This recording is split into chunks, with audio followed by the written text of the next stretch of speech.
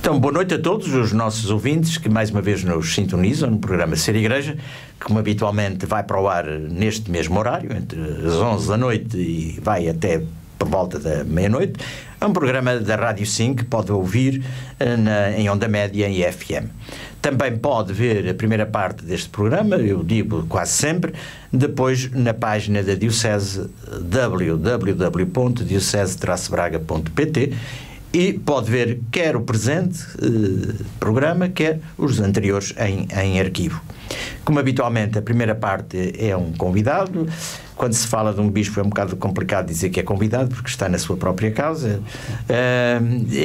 Mas de qualquer maneira, pronto, é assim que eu posso dizer. Temos aqui hoje o Sr. D. Manuel Linda, que é bispo auxiliar de Braga, a gente já sabe. Boa noite, Sr. D. Manuel. Boa noite, Sr. Doutor. É com muito gosto que o temos aqui para ouvir com a maior atenção, para nos ajudar a perceber e a entender a importância de um livro recente que foi editado por duas instituições, a Associação de Defesa e Apoio à Vítima de Coimbra, a DAV Coimbra, e pela Associação Famílias. É um trabalho que na gênese está, na origem, está a Fundação Lejeune, que é uma associação, uma fundação francesa que homenageia o grande geneticista Jérôme Lejeune, e foi traduzida para português, revista, etc., o Manual de Bioética para Jovens. Acha que se justifica o Manual de Bioética para Jovens, Sr. Manuel? Assim, indiretamente à questão. Cada vez mais. O nosso drama hoje não é... Como é que ia dizer? As opções que cada um toma. É a racionalidade que preside ou não preside a essa tomada de posição. Isto é, antes de nós sermos a favor ou contra algo, temos de ter razões que nos levem exatamente a essa tomada de posição. E a sociedade contemporânea não valoriza a racionalidade. E, portanto, quando aparece uma obra como esta, com linguagem muito acessível, acompanhada de muitas ilustrações, e que é capaz de ajudar a refletir, está exatamente a lançar as bases para aquilo que é o mais fundamental, que é as grandes problemáticas da vida passarem pelo crivo da inteligência antes de chegarem apenas à afetividade do sentimento. Eu acho que o Sr. D. Manuel disse aí uma coisa extremamente importante. De facto, na área que interessa, a área da medicina, da biologia, porque elas aqui estão... É difícil ver a separação. Vai longe o tempo em que na biologia bastava saber quantas patas tinham os insetos, ou a lagosta, ou outros animais quaisquer, mas hoje, quer a biologia, quer a medicina, ultrapassam muito este aspecto descritivo, e o estudo da biologia, o estudo da medicina e a sua prática levantam problemas muito importantes, em que a racionalidade devidamente fundamentada tem aqui um papel importante, que o Sr. D. Manuel acabou de o referir. De facto, é preciso que os jovens percebam e tenham bases de um lado e do outro, os prós e os contras, e este manual penso que vai por aí. Evidente.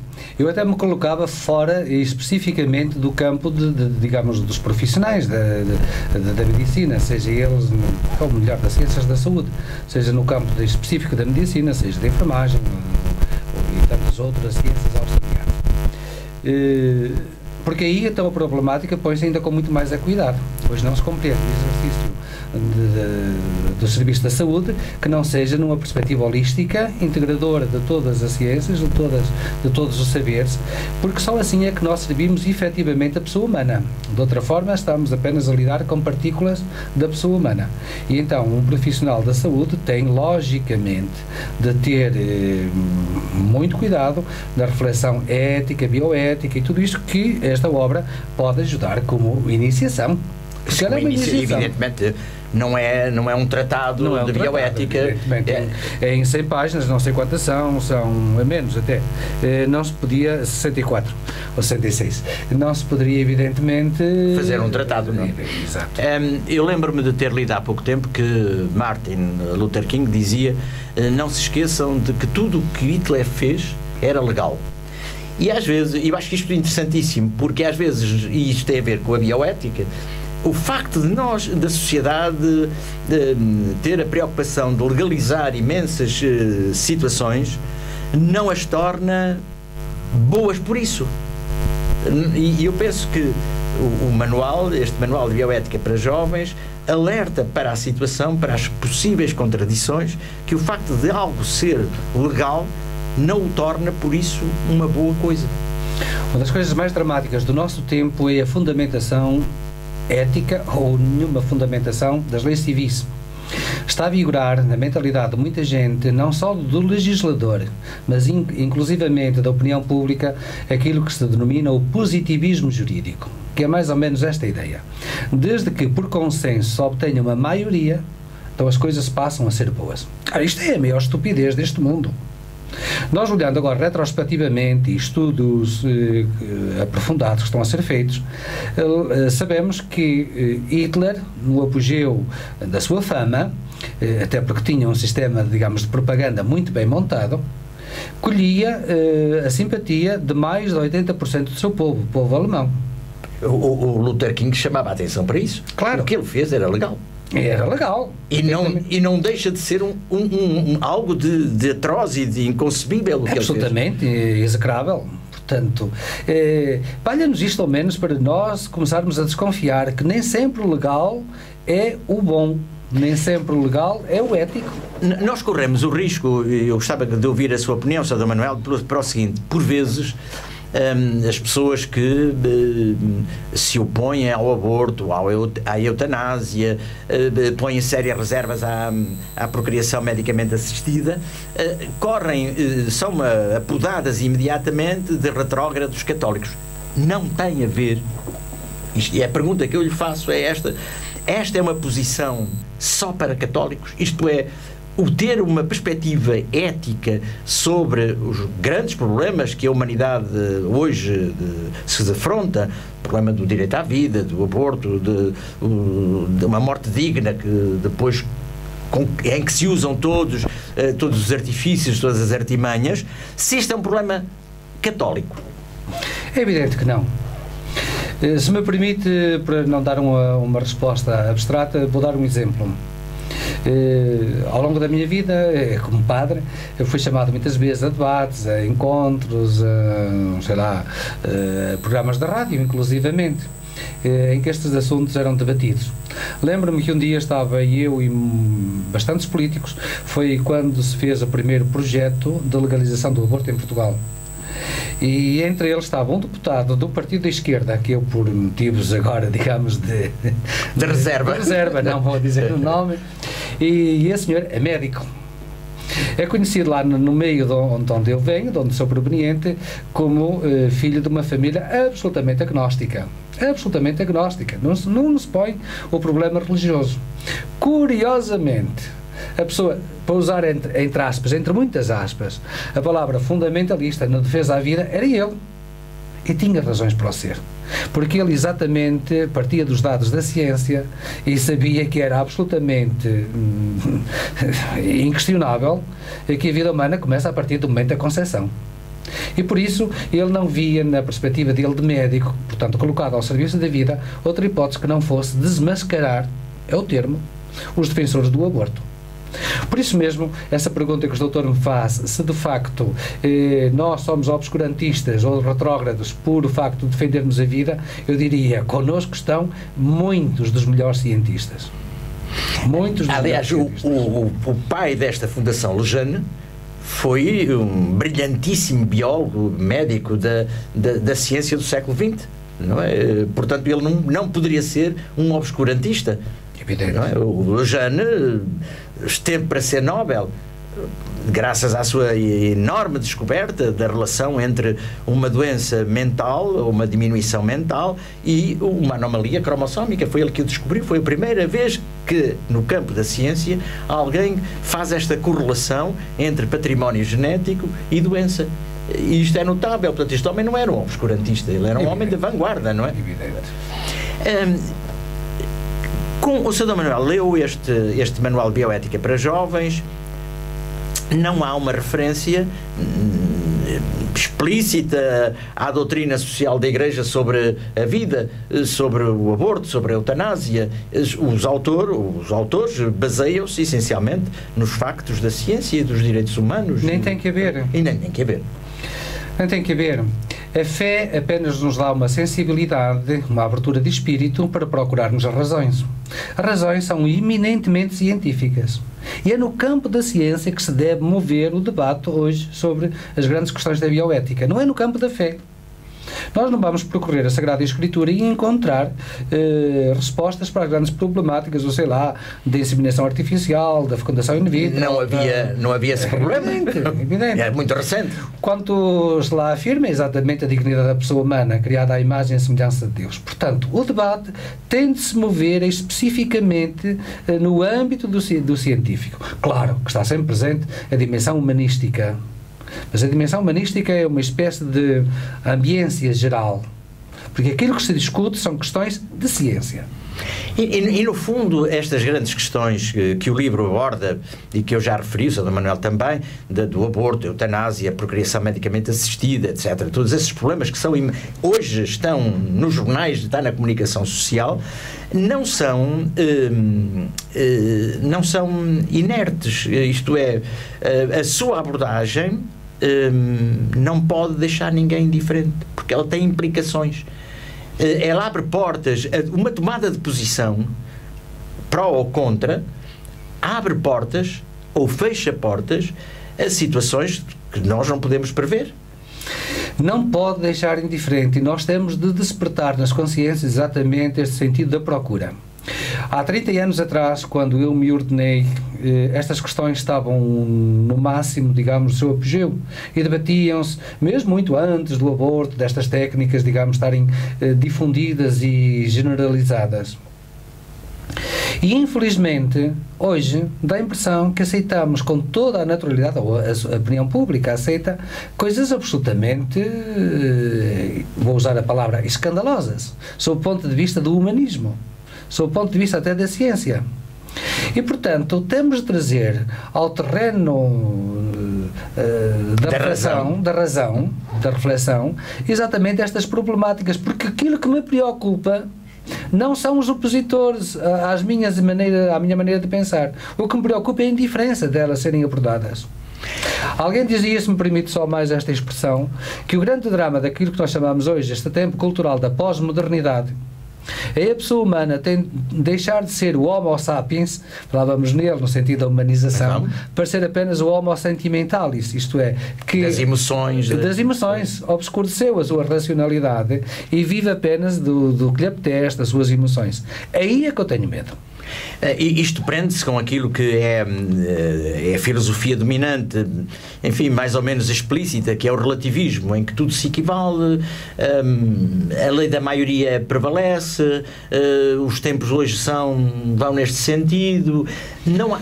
O relativismo no sentido da cultura, que depois encontra o terreno fecundo no indiferentismo, no não-terral-se da parte do indivíduo, da parte da pessoa. Como consequência do relativismo. Não? Estão interligadas os dois. Não é? Mas o relativismo, portanto, é este dado de dizer assim, hoje não conseguimos encontrar verdades absolutas. Pronto.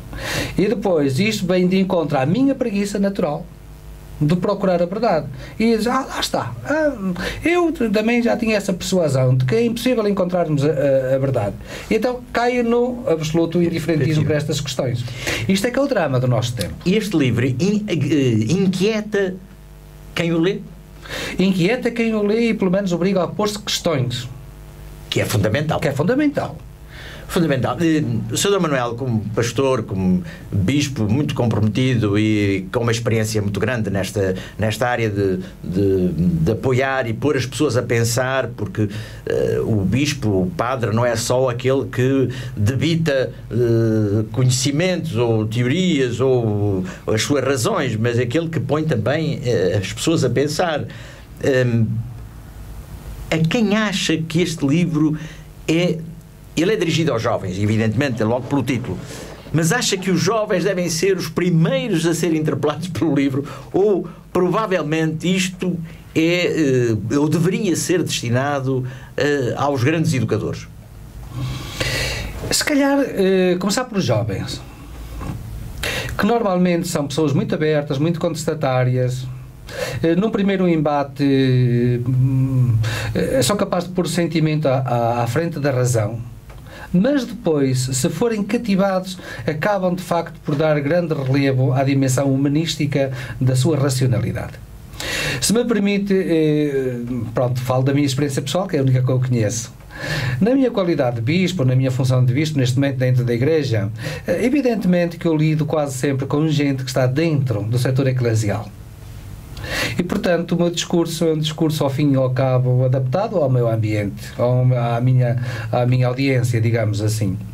Mas, antes de ser bispo, como padre e como professor, fundamentalmente como professor, eu encontrei gente à frente absolutamente extraordinária, que provindo do campo da indiferença, acabava de facto depois, quando refletia sobre estas grandes questões, ver que a Igreja quer bem mais racional do que querem fazê-la querer ir na praça pública. Estou-me a lembrar de uma forma especial, e posso dizer, isso não é propaganda política nem económica, dos alunos do curso de Direito da Faculdade de Direito da Universidade Católica Portuguesa, Porto, onde eu fui professor durante 7 ou 8 anos. E havia anos em que chegava a ter cerca de 500 alunos. No meio desses 500 alunos encontrava gente proveniente dos setores do agnosticismo, do indiferentismo religioso e tal. E que num primeiro princípio, num primeiro contacto, também achavam que a Igreja que era, porventura, obscurantista, não sei quantos. Quase sempre essas pessoas, portadoras de muito boa vontade, acabavam por refletir e ficar de outra forma completamente distinta. Concretamente, neste campo da bioética. Eu estava a ouvir, estava a pensar numa situação que eu vivi e que já agora partilho com o Sr. Dom Manuel e com os nossos ouvintes. Eu dei muitos anos aulas ao 12º ano de Biologia, onde estes problemas emergem a todo momento. E tinha um aluno que era do que hoje poderia ser o Bloco de Esquerda, um rapaz extremamente inteligente, muito inquieto, a querer saber muito, e que me interpelava permanentemente. E muitas vezes tinha que lhe dizer: olha, temos que aguardar pelo intervalo, vamos ficar no intervalo a conversar os dois sobre esse assunto. E ele era alguém para quem o argumento da autoridade não chegava. Era preciso chamá-lo à razão, com os argumentos da razão. E ele um dia disse-me uma coisa que para mim foi o maior elogio que eu já recebi em toda a minha vida: o senhor é um fascista com quem se pode falar. E eu acho isto é muito significativo. Quer dizer, o nós estarmos abertos ao diálogo com os outros, não é? Não impor, mas chamar à razão. O que o livro procura fazer. Evidentemente. Falo com grande qualidade científica, porque a qualidade científica hoje até não é difícil. O problema é sintetizar essa qualidade em poucas palavras. E o livro consegue. E o livro consegue. Exatamente. Em passos graduais e, digamos, recorrendo a um sistema que que deu bom resultado na pedagogia de todos os tempos, que é o sentido das pergunta e resposta. Aquelas perguntas mais habitualmente formuladas pela opinião pública ou por nós, e que aqui depois encontra uma resposta muito sintética. Portanto, o livro é não só cientificamente muito válido, mas fundamentalmente, pedagogicamente, muito recomendável. Se tivesse que dizer a alguém que grupo é que escolhia que o lesse? Continuo a insistir, talvez aquele grupo de jovens mesmo, a partir dos 16, 18 anos. Antes, talvez haja alguma sensibilidade para compreender as questões do livro, mas não será aquela sensibilidade que se coloca a partir dessa altura. E, portanto, o meu grupo de referência seria entre os 18 e os 26, 28 anos. Portanto, também para educadores, para professores, evidente, para párocos... É claro que todo esse setor, evidentemente, que sim, então não somos educadores, efetivamente. E, portanto, todos aqueles que têm por trabalho, por missão, contactarem com os jovens e não os deixarem ficar como estão, mas permitir-lhes que eles desenvolvam o máximo das suas potencialidades. Porque a educação é isto. É verdade. Essas pessoas, sim, devem tomar contacto com esta obra ou outras de valor semelhante. É pôr as pessoas a pensar. É pôr as pessoas a pensar. Eu acho que é importante. Fica aqui o desafio do Sr. Dom Manuel, a quem eu agradeço vivamente ter disponibilizado o seu escassíssimo tempo para partilhar connosco a sua apreciação, e fomos para lá da apreciação, a mera apreciação do Manual de Bioética para Jovens. Dr. Manuel, muito obrigado. Espero que tenhamos outras ocasiões de conversar, não sobre o Manual de Bioética, mas enfim, por outras questões, porque é sempre um prazer encontrá-lo e partilhar do seu saber. Muito obrigado. Vice-versa, Sr. Doutor, como diria o outro. Sim, senhor. Muito obrigado. Muito boa noite.